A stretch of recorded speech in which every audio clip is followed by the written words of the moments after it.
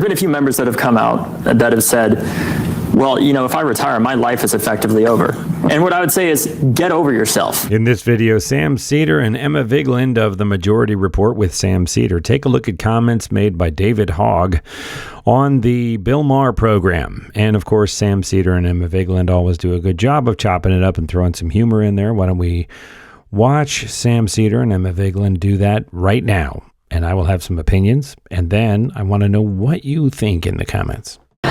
Mike Lawler's got to be a little bit nervous right now. Does he have any choice but to run for governor if he's worried that he's going to get wiped out in 2026 in that purple district? I'd be pretty shocked.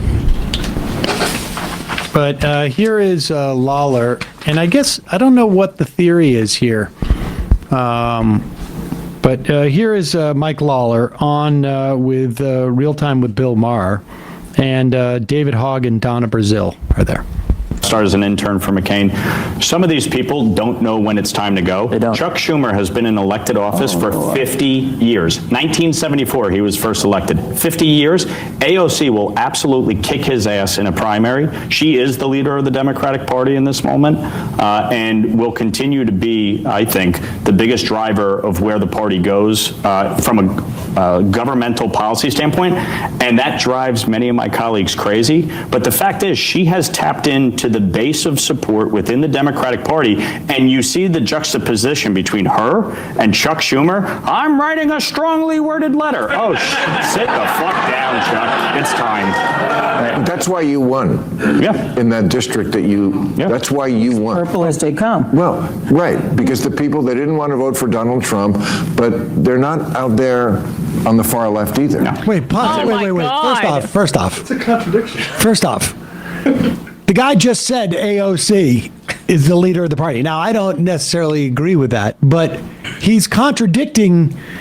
Like Bill Maher's trying to shoehorn, Lawler's trying to shoehorn something in. Yeah. Bill Maher's trying to shoehorn something in. These are opposite things, incidentally. Yes. Bill Maher's saying Lawler is the future of the Democrats. No, Lawler is trying, and I don't think he's right about this, because he thinks it's a liability to say AOC is the leader of the Democratic Party because she's too far left. They're still using this old left-right paradigm. Yep. So he's trying to will that into existence to say I'm moderate, she's extreme. And then Bill Maher, not a good listener, I don't know if this is news to people, decides to not really acknowledge it at all and say, no, this is why you won. It's because AOC was and is currently the leader of the Democratic Party. No, I don't understand. He's basically trying to say that, yeah, he lost the thread slightly because Lawler got elected in 2024, but okay, sure. There's so much I would love to know about being a 21-year-old girl. Oh my God. They want balance. They want common sense. They want people who are serious about getting the job done. For my district, my biggest issue, lifting the cap on salt and providing real tax relief to people. Protecting critical services like Medicaid. And we're going through this debate, and I'm fighting with leadership, and I'm fighting with the administration to make sure we don't gut these vital programs. That's what people want. They just want you to do the damn job. First off, how much APAC money came into this? Lawler had some too, right? Didn't he? Oh, yeah. Lawler is not going to get these things from the Republican Party. And one thing I do appreciate is him setting up the litmus test as to why he has any value in New York. This notion that you've got Republicans who are moderating the Republican Party. No, it doesn't happen. It's absurd. All he does is vote for Mike Johnson as a leader of the House. Yeah. And this is who, but you reveal with that second sentence, you hear who he's speaking to when he talks about AOC, she's the leader.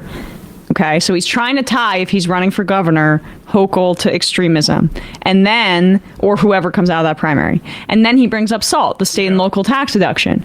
So he's speaking to wealthy people in New York State. Oh, 100%. 100%. That's what's fascinating, because that's clearly all he's there for. He's Right. there to get those people's taxes down. 100%. He doesn't give a shit about anything else. Can you imagine the first thing that you give as your raison d'etre to be in Congress is to get a tax break for wealthy people in the bill to extend tax breaks for wealthy people. Exactly. Like, And- yeah. it's not like there. Okay, there's an ice cream sundae, and there it is. But I need to. If I don't get that whipped cream on top, I'm not doing my job. Right. I mean, and this is a problem within the party. The idea that that there are Democrats like Josh Gottheimer and other New Jersey, New York, and California Democrats who are backing up this kind of thing.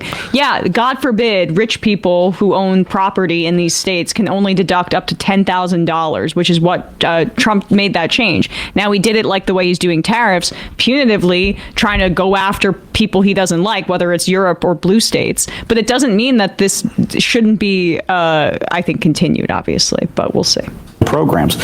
That's what people want. They just want you to do the damn job and go home. Get out the way. Get out the way.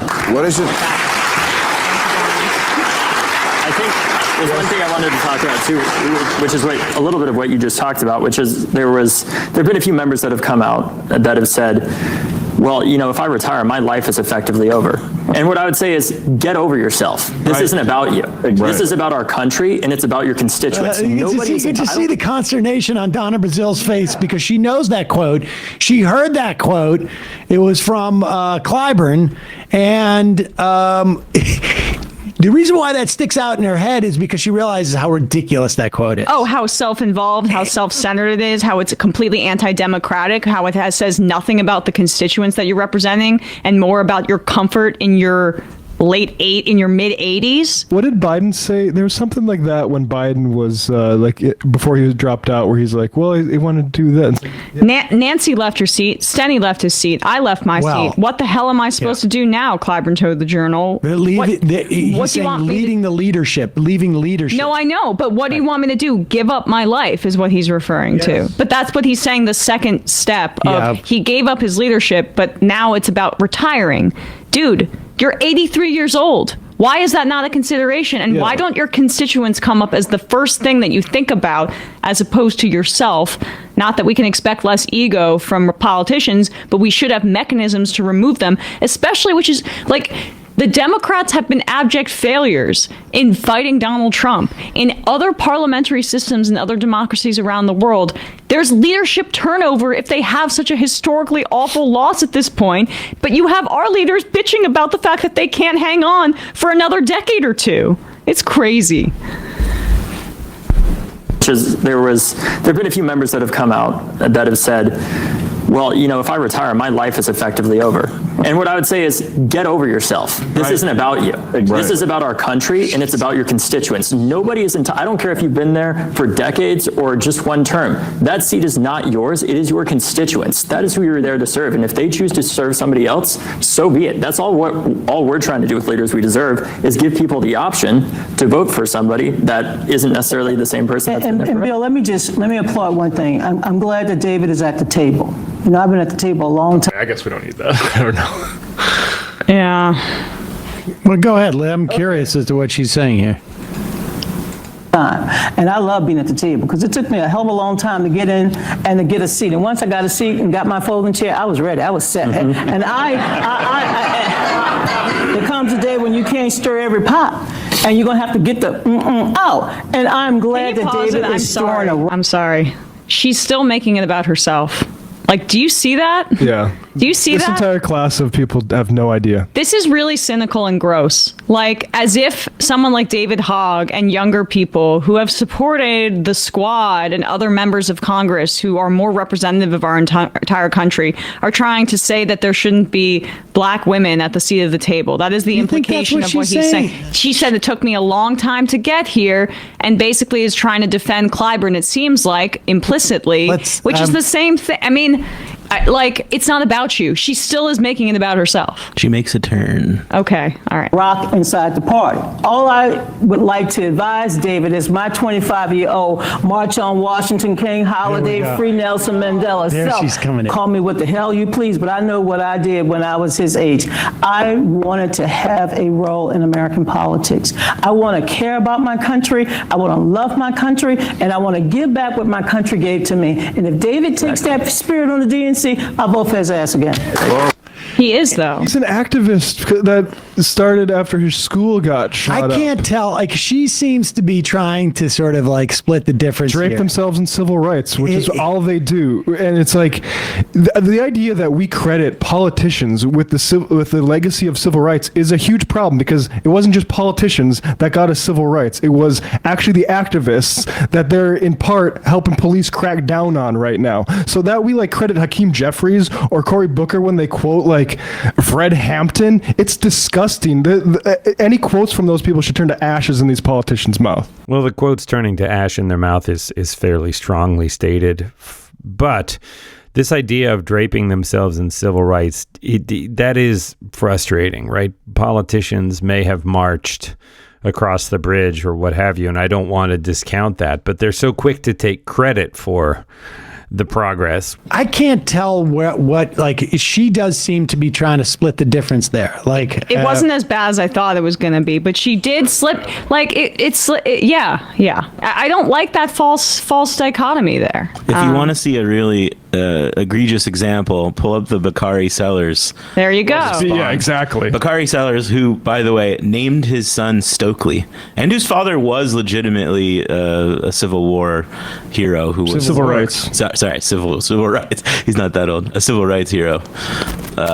Bakari Sellers not, though. Bakari Sellers is somebody guy who's been doing APAC work since college. To your point about draping yourself in the civil rights movement, you know. I like David Hogg 11, don't know David, but the audacity to tell Clyburn to get over himself is wild. No, it's not. It's what should happen. Well, what's also is amazing is that he never said the word Clyburn. But the quote was Clyburn. No, the quote was Clyburn, but I mean, like, you know, take the Donna quote Brazile. on its face. But Brazil didn't even go. She was like, she started to go there, but she didn't want to specify that she knew it was Clyburn, because they're all trying to protect him a little bit here. And that's what Bakari Sellers is doing, running interference for this guy who was so closely aligned with the Biden administration that Clyburn is also partially responsible for the situation that we're in. Like, we had a chair of the DNC who was from South Carolina too, who worked with the Biden administration to foreclose the opportunity for a primary, who moved gratuitously South Carolina to first in the primary order, even when it caused problems with New Hampshire because it violated their state law. And like the idea that they shouldn't learn something from this and that we should prioritize Clyburn's comfort because of all of the goodwill that he's built up. That's not how democracy works. But that's how people like Bakari Sellers stay comfortable too. Yeah. Bakari Sellers, you would be shocked to hear, also of South Carolina politics. Here's the thing. Like, nobody's learning anything. No. This is not about learning. It is about getting those people out. It is about beating them. That's it. Yeah. There are competing interests within the Democratic Party, and you just have to beat those that don't have the same interests. Whether that's across sort of generational lines or ideological lines or whatever. Sometimes those intersect, sometimes they don't. And so at the end of the day, like, Sellers is just doing, on some level, what Hogg is doing, which is they're just having a fight. Yep. And it's quite clear that Hogg's just quoting Clyburn without even attributing it to him is enough to get folks like Sellers defensive, because it looks so bad. Yeah. I mean, it's so indefensible. How clear of an example of what's wrong with this party that went wrong last year with Joe Biden could there be? It's so indefensible. That's the reason why you're staying in there. What am I going to do with my life? I don't know. Be a former congressman. Do painting like George W. Bush. Right. That's a you problem. Right. There's an article from The Intercept from 2022. New PAC backed by Bakari Sellers plans to spend $1 million to unseat Rashida Tlaib. Yeah. What is she going to do with her life? I mean, you read his tweets after October 7th, and he's not somebody who was surprised by what's happened. He was somebody who was ready for what Israel was about to do and was going to use his place in media to defend it. It's not a shock to me that those are the same, the most Zionist members of Congress, the most ones that take AIPAC are the most corrupt. Interesting. I can absolutely agree with the sentiment that we need term limits. It's pretty obvious on its face, and I think there are a number of common sense things we could do if we had the political will within the Senate and the House itself to do it, that would almost immediately start to make some of these problems better. But let me know what you think in the comments.